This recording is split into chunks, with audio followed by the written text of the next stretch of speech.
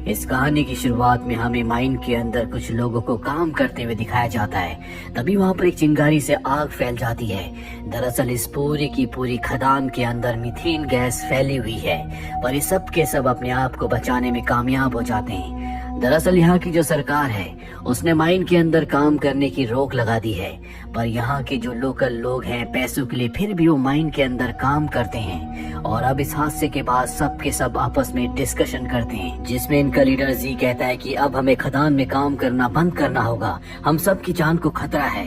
पर उसका भाई केनी कहता है कि हमारे पास पैसे कमाने का और कोई जरिया नहीं है, हम खदान में काम करना बंद नहीं कर सकते।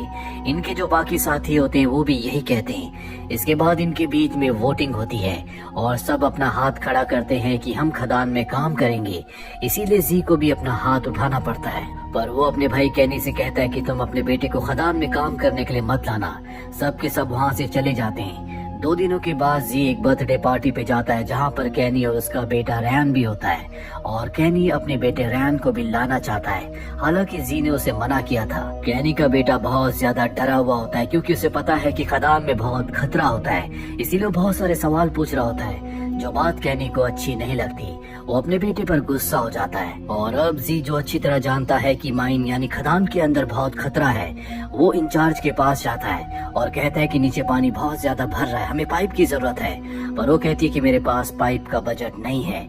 इसीलिए जी अपने सीनियर्स को यानी कि अथॉरिटी को कॉल करता है, पर अथॉरिटी मेंबर साफ साफ कह देता है कि बिना जांच के हम कोई कदम नहीं उठा सकते, तुम्हें 2 दिन का इंतजार करना होगा, क्योंकि अगले 2 दिन छुट्टी है। जी 2 दिन तक नहीं रुक सकता, क्योंकि उसके लोग नहीं रुकेंगे।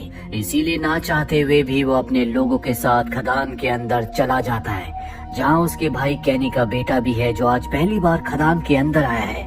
वो बहुत ज्यादा डरा हुआ होता है। वही खदान के बाहर हमें दिखाया जाता है, जहाँ पर बारिश का मौसम हो गया है, यानी कि तेज बारिश होने वाली है। वहीं ये सब के सब खदान के अंदर उस जगह पहुँच जाते हैं जहाँ पर इन्हें काम करना है। कैनी अपने बेटे को यहाँ से निकलने के सारे रास्ते बताता है, क्योंकि वो पहली बार यहाँ पर आया है।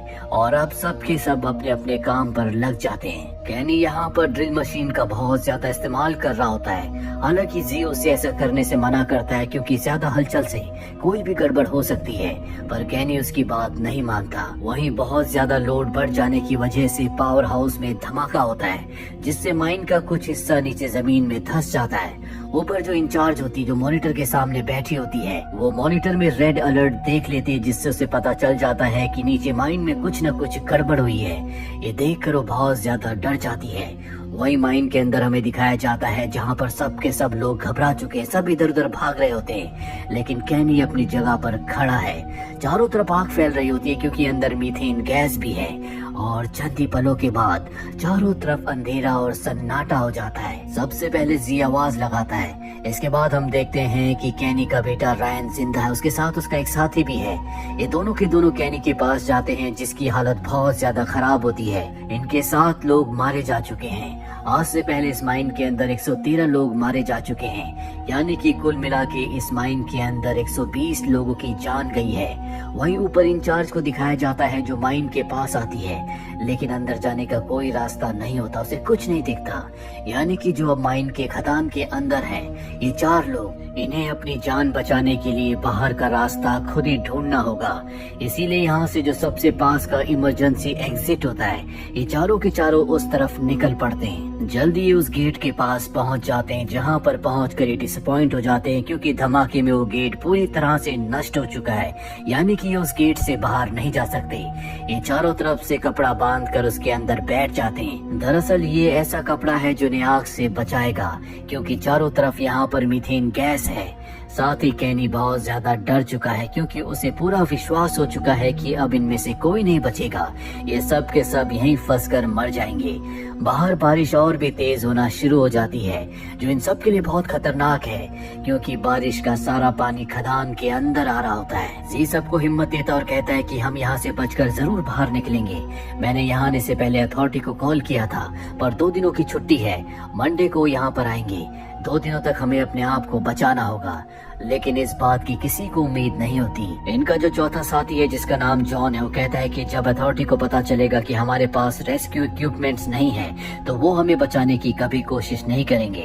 वहीं बाहर इंचार्ज को दिखाया जाता है जो बार बार अथॉरिटी को कॉल करती है, लेकिन उसकी कॉल कोई रिसीव नहीं करता, जिसके बाद वो पावर कट कर देती है ताकि सारे के सारे माइंस के अंदर के फैन बंद हो जाए और आग आगे की तरफ ना बढ़े।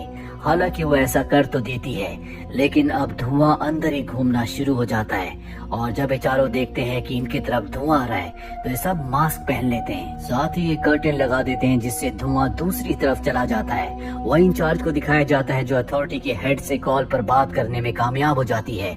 उन्हें बताती है कि अंदर कुछ गड़बड़ी हो गई है जिस वजह से हमारे कुछ लोग नीचे फंस चुके हैं। वो ये नहीं बताती कि ये सब अपनी मर्जी से नीचे गए थे, क्योंकि अगर उसने ऐसा कहा तो उनकी मदद के लिए यहाँ पर कोई नहीं आएगा।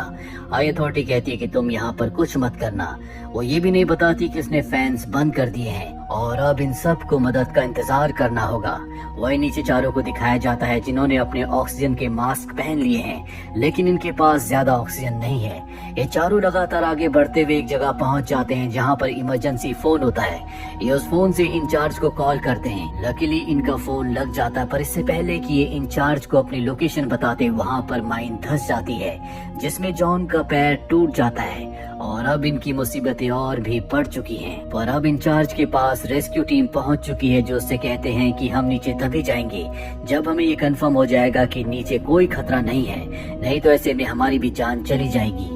यहाँ इंचार्ज को पता है कि उन लोगों के पास ज्यादा वक्त नहीं है क्योंकि जल्दी उनका ऑक्सीजन खत्म हो जाएगा। खदान के अंदर चारों लगातार आगे बढ़ते चले जाते हैं क्योंकि इन्हें खदान के चप्पे चप्पे के हर एक रास्ते के बारे में पता है।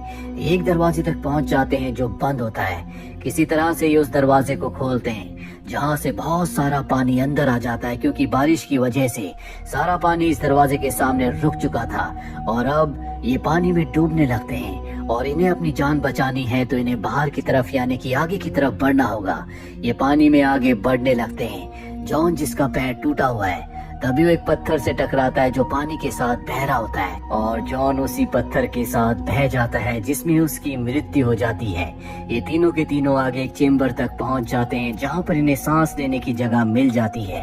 वही रेस्क्यू टीम को दिखाया जाता है जो अपने आप को एक वायर के साथ बांधकर नीचे की तरफ जा रहे होते हैं। इन्हें आगे जाने का रास्ता मिल जाता है जो एक शाफ्ट तक जाता है और शाफ्ट के दूसरी तरफ ये तीनों के तीनों लोग फंसे हुए हैं। कैनी जो अब जीने की सारी उम्मीदें खो चुका है, उसे हेलुसिनेशन होना शुरू हो जाते हैं। जी उसके पास जाता और उसे समझाता है। तभी उसका पैर एक हाथ पर पड़ता है जो इन्हीं के एक साथी का होता है जो पत्थरों की दीवार के दूसरी तरफ है।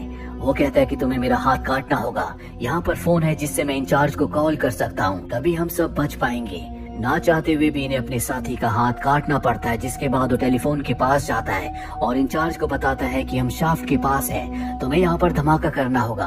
हम सब की ऑक्सीजन पूरी तरह से खत्म हो चुकी है। अगर तुमने जल्दी धमाका नहीं किया तो हम सब के सब मारे जाएंगे।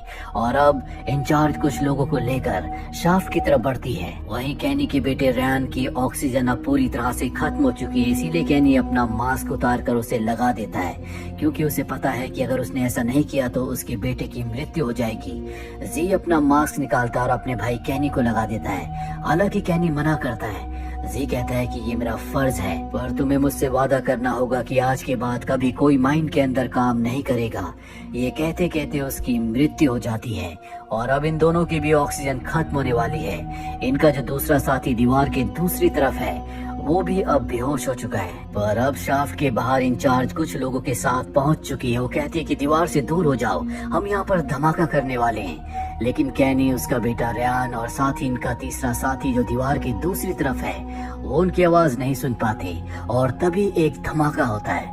इसके बाद हमें 1 साल बाद का वक्त दिखाया जाता है जहाँ पर हमें रयान को, उसके पिता कैनी को और इनका वो तीसरा साथी जिसका हाथ कट गया था, इन्हें एक बर्थडे पार्टी में दिखाया जाता है जहाँ पर जी की पत्नी भी आती है। कैनी उसके पास जाता और कहता है कि जी ने हमारी जान बचाई, अगर वो नहीं होता तो हम बच नहीं पाते। ये कहते कहते उसकी आंखों में आंसू आ जाते हैं, लेकिन अब पश्चाताप के अलावा उसके पास कोई भी रास्ता नहीं है। और इसी पश्चाताप, इसी दर्द के साथ ये कहानी यहीं पर खत्म हो जाती है। उम्मीद करते हैं कि ये कहानी आपको पसंद आई होगी।